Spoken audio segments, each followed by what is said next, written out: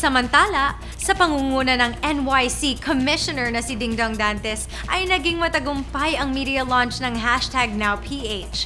Full support naman ang reyna ng Kapuso Network na si Marian Rivera sa kanyang mahal na mister. Dongyan, anong ganap?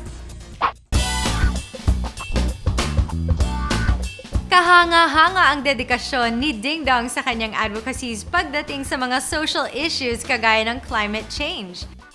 Now PH aims to engage, it aims to rally, and it aims to deliver. It aims to engage the youth, especially in the grassroots. Una sa lahat, naniniwala kasi ako kay Dong at sinusuportahan ko siya sa advocacy niya to dahil alam mo lahat kasi tayo dapat talaga ay magtulong-tulong. Ang ganda kasi ng ng gusto nilang mangyari sa mundo natin, lalo yung mga kalamidad na maaaring pa nating maranasan. Pangalawa, syempre para sa anak namin, natatakot ako na balang araw wala nang makaing masustansyang pagkain yung anak ko dahil sa mga nangyayari sa atin.